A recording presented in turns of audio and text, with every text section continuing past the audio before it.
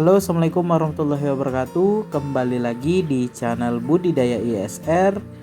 Apa kabarnya teman-teman sekalian? Semoga teman-teman para pembudidaya ikan gurame dalam keadaan sehat walafiat, dilancarkan rezekinya, dan juga ikan-ikan yang teman-teman budidayakan juga dalam keadaan sehat. Amin.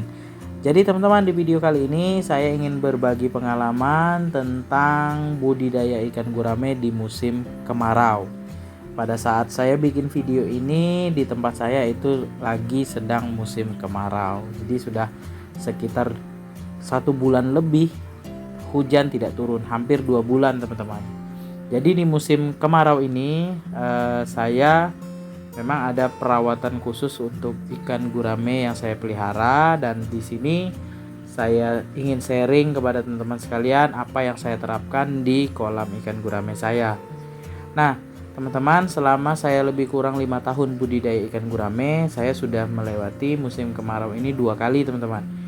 Di saat tahun 2019 itu ya musim kemarau yang parah ya, dan juga terjadi kabut asap di tempat saya teman-teman. Jadi saat ini juga terjadi kemarau yang cukup parah, yang mana ya sumber air di sumur di rumah saya itu agak sedikit mengering. Jadi kalau misalnya saya paksakan untuk mengisi air kolam, itu berakibat sumur saya akan kering. Tapi kalau untuk aktivitas cuci pakaian, kemudian untuk air minum itu masih bisa teman-teman. Untuk mandi itu masih bisa ya. Tapi kalau untuk mengisi kolam, air kolam saya ini ya 5 kolam ini ya cukup banyak ya airnya, jadi tidak bisa. Jadi saya pending dulu untuk pergantian air kolam ikan gurame saya. Dan di sini ada beberapa hal yang saya terapkan untuk kolam saya yang lebih dari 1 bulan tidak saya ganti airnya, karena kalau misalnya salah dalam perawatan, yang terjadi adalah ikan gurame saya akan mati.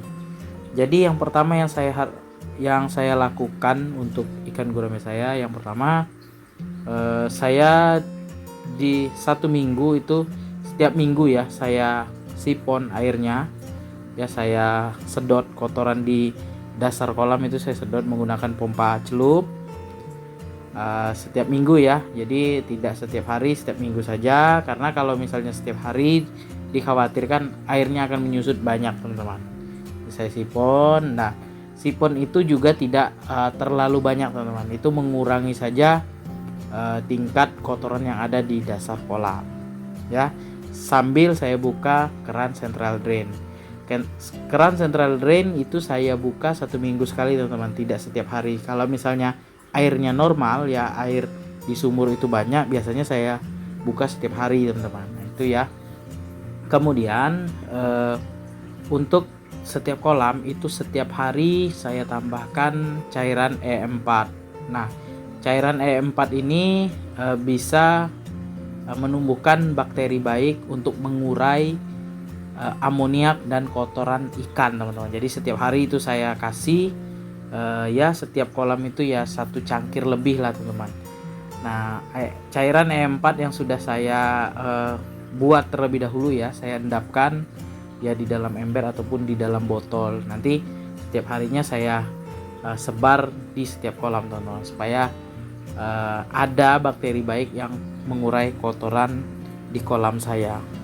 Kemudian selanjutnya untuk pemberian pakan, kalau di musim kemarau itu untuk pakan pelet saya cuma kasih dalam 1 minggu itu 1-2 kali saja teman-teman ya, tidak berlebih ya, tidak lebih dari 2 kali. Selebihnya saya kasih pakan alternatif teman-teman untuk semua ikan, baik ikan gurame yang kecil ataupun ikan gurame yang besar. Bahkan ikan saya itu terkadang 1 hari itu cuma 1 kali saya kasih makan pakan alternatifnya, tidak saya push terus. Karena kalau misalnya saya push terus, kotoran ikan guramenya akan meningkat. Tapi pemberian pakan alternatif 1 kali sehari itu saya beri banyak teman-teman. Misalnya biasanya saya kasih setiap kali kasih pakan alternatif itu 3-4 lembar. Tapi kalau misalnya 1 kali sehari saya kasih pakan alternatifnya 6 sampai 7 lembar daun per kolamnya teman-teman. Nah, tergantung jumlah ikan dan ukuran ikannya. Kalau misalnya ukuran ikannya besar ya lebih dari 7 lembar teman-teman. Tapi takaran pemberiannya cuma 1 kali itu saja, tidak saya push setiap saat ya habis kasih, tidak seperti itu teman-teman. Itu yang saya terapkan untuk pemberian pakan ya. Jadi untuk pemberian pakan pelet sebenarnya boleh-boleh saja untuk musim kemarau ini ya. Tergantung daerah ya. Kalau misalnya di daerah saya ini kebetulan kalau musim kemarau itu air tetap ada, cuma sumurnya bisa kering kalau untuk ngisi kolam seperti ini banyak ya. Jadi usahakan ya kalaupun saya kuras itu tidak 100% teman-teman. Tapi ya paling 20 sampai 30% saja. Itu teman-teman. Jadi kalau untuk perawatan kolam di musim kemarau itu kita harus perhatikan juga ya di bagian permukaan kolam kita biasanya ya ada serbuk debu itu harus dibersihkan juga teman-teman. Biasanya daun-daun kering ya. Kebetulan di tempat saya ini banyak sekali pepohonan, di belakang kolam ini banyak sekali pepohonan pohon karet. Itu ya biasanya daun-daunnya terbang ke atas kolam, ke permukaan kolam, itu saya bersihkan saja teman-teman supaya ya tidak mencemari air kolam ikan gurame saya. Salah satu permasalahan yang timbul pada saat musim kemarau budidaya ikan gurame skala rumahan ini untuk kolam beton ataupun kolam terpal mungkin teman-teman juga mengalami. Kalau saya ini teman-teman air kolam saya itu menyusut teman-teman, jadi saya pusing sekali menghadapi ini ya. Kalau misalnya air kolamnya itu benar-benar susutnya dalam ya, lebih dari 10 cm misalnya 15 cm atau 20 cm, itu biasanya tetap saya isi teman-teman dengan air sumur ya. Saya perhatikan juga kondisi pasang air ya. Kebetulan rumah saya dekat dengan sungai. Kalau misalnya air pasangnya misalnya sore, itu sore saya isi air kolamnya ya, saya tambahkan.